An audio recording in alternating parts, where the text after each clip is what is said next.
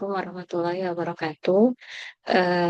Untuk yang selanjutnya adalah langkah-langkah di dalam pembuatan jurnal ilmiah dan juga beberapa contoh yang akan saya tampilkan.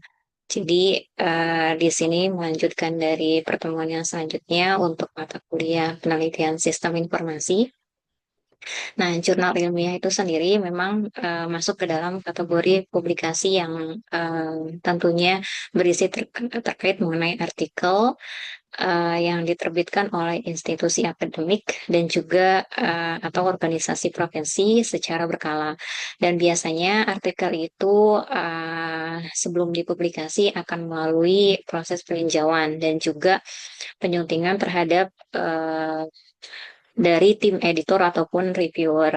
Nah, dari beberapa jenis jurnal ilmiah itu terdapat beberapa hal, yaitu jurnal nasional yang terakreditasi dan biasanya ini terindeks dari Sinta 1 sampai dengan 6. Semakin rendah ataupun semakin angkanya tinggi, 6 itu mudah, tapi kalau semakin mendapatkan nomor 1, nah itu semakin agak sulit, tapi bertahap. Misal untuk reviewnya ya tergantung. Jadi ketika nanti untuk Sintanya 6 itu insya Allah lebih mudah di dalam reviewnya ataupun masuk ke dalam publikasi jurnal ilmiah. Namun kalau misalkan sudah 6, 5, 4, 3, 2, 1, nah semakin lama semakin banyak tantangannya gitu.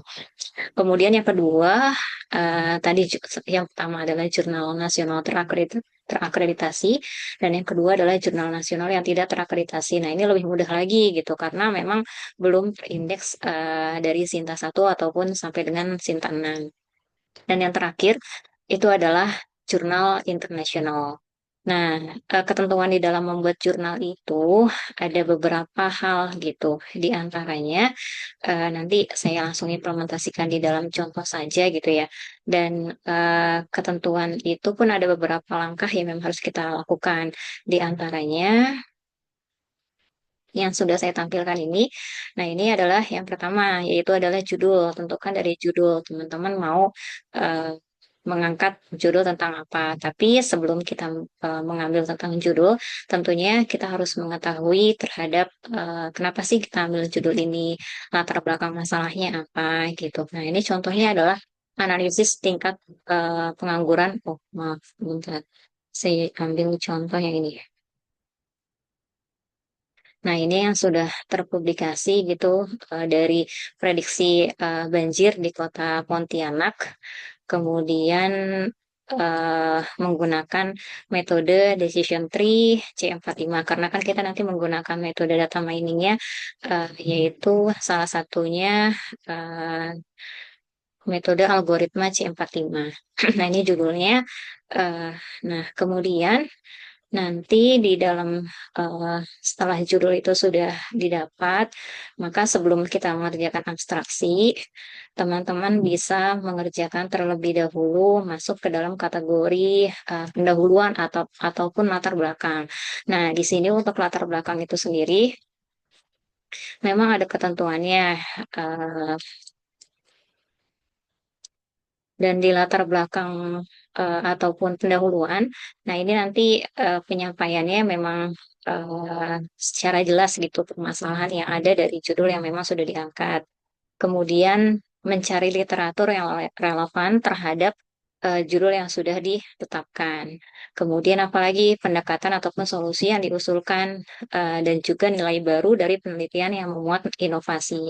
Artinya ketika teman-teman membuat sebuah penelitian ataupun jurnal ilmiah, maka terdapat beberapa hal yang tadi ya. Pertama adalah mengenai permasalahan kenapa mengambil judul terkait mengenai prediksi banjir banjir yang ada di Kota Pontianak. Kemudian literatur. Nah, ini kan ada ya literaturnya, dia mengambil dari jurnal ataupun dari buku, tapi biasanya kalau untuk di latar belakang itu banyak sekali yang mengambil dari beberapa jurnal yang memang hampir mirip judulnya dengan yang diangkat ini.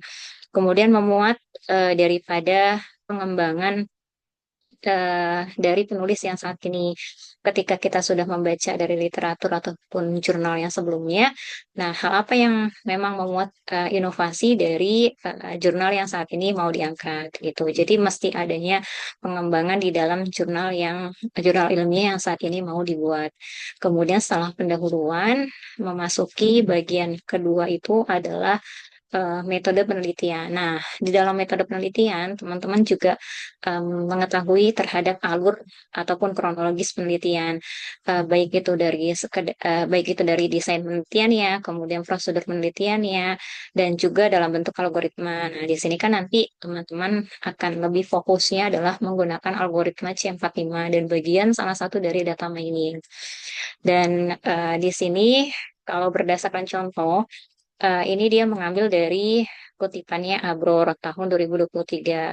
Jadi langkah yang pertama dia menggunakan alur gitu ya, diagram alir, dan dari mulai mengidentifikasi masalah, studi pustaka, pengumpulan data, pengolahan data, pengujian, kesimpulan, dan selesai.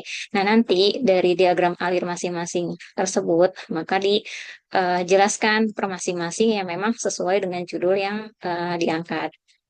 Selanjutnya, ini selanjutnya adalah masuk ke dalam kategori yang setelah metode metode penelitian, maka hasil dan pembahasan. Hasil dan pembahasan ini tentunya teman-teman harus menyampaikan hasil penelitian yang saat itu sudah diolah, kemudian dicantumkan di dalam hasil pembahasan secara komprehensif. Karena hasil yang nantinya akan disajikan baik itu berupa angka, grafik, tabel ataupun yang lainnya, baik nantinya jurnal ilmiah yang sudah terpublish itu akan lebih mudah dibaca oleh siapapun yang memang membutuhkan jurnal teman-teman gitu, sehingga dari penelitian yang tadi balik kepada latar belakang ataupun pendahuluan gitu ya, teman-teman bisa eh, mencari mencari sebuah inovasi yang memang hal itu baru ataupun walaupun sedikit tapi ada pengembangan di dalam jurnal ilmiah gitu. Dan dari sana akan tertuangkan, oh, letak perbedaan saya adalah lebih di pengembangan di dalam pembahasan bagian apa ataupun penambahan di dalam variabel ataupun menambahkan dari yang nantinya algoritma C45 ditambahkan dengan algoritma tambahan untuk inovasi yang memang sudah dibuat oleh teman-teman gitu. Nah, secara perumusan dari algoritma C45 itu sendiri. Nah, ini sudah tertera gitu ya, ada entropinya. Dan nanti ini rumus yang memang secara baku, tapi kita akan menggunakan sebuah alat ataupun tools dengan menggunakan rapid miner gitu. Dan insya Allah pengolahannya pun akan lebih mudah. Namun nanti tinggal pelajari dari isi ataupun hasil yang didapat dari tools tersebut. Nah, ini nanti hasil pengujiannya yang memang di eh, di apa dihasilkan dari penelitian algoritma di atas. Nah, nanti masing-masing memang harus dijelaskan gitu hasil pengujiannya seperti apa dari percobaan pertama, percobaan kedua, ketiga, dan seterusnya. Nah, terakhir itu adalah kesimpulan dan juga saran. Dari kesimpulan dan saran, eh, teman-teman itu mengacu kepada pendahuluan ataupun latar belakang itu kan menyampaikan permasalahan ya. Nah, di kesimpulan itulah yang nanti akan menjawab eh, dari permasalahan dari hasil solusi yang nantinya dituangkan di dalam kesimpulan gitu. Dan untuk saran sendiri hmm, biasanya menuangkannya adalah katakanlah teman-teman itu belum bisa membuat sebuah rancangan yang cukup kompleks gitu, tapi sudah ada idenya. Nah, itu bisa ditambahkan. Nanti ketika ada yang membaca jurnal teman-teman, oh, sarannya dari pembaca ya, dari penulis yang sebelumnya itu adalah eh, bla bla bla gitu ya. Nah, nanti tinggal dikembangkan oleh si penulis yang selanjutnya gitu referensi.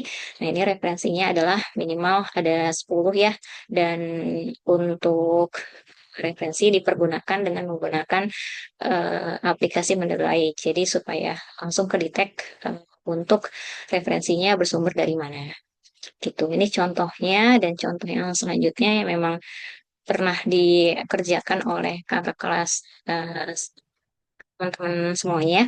Nah, ini dia menganalisis terkait mengenai pengangguran berdasarkan kualifikasi wilayah provinsi dan itu mengambilnya adalah di tahun 2024. Jadi skalanya adalah secara Indonesia, kemudian dibagi menjadi wilayah provinsinya di tahun 2024. Nah, sama, hanya beda format template-nya, dan ini ada pendahuluan yang memang dituangkan dalam bentuk permasalahan, kemudian literatur, kemudian inovasi apa yang nantinya akan dituangkan. Kemudian ada apa metode penelitian, ini juga disampaikan teori singkat terkait mengenai metode yang akan dipakai. Kemudian selanjutnya hasil dan pembahasan ini sama seperti halnya tadi ya, hanya beda di topik dan juga hingga sampai kesimpulan dan saran, kemudian referensi. Nah, demikian untuk ketentuan di dalam pembuatan jurnal dan juga beberapa contoh. Dan mudah-mudahan sharing ilmu ini bisa bermanfaat dan barokah. Wassalamualaikum warahmatullahi wabarakatuh.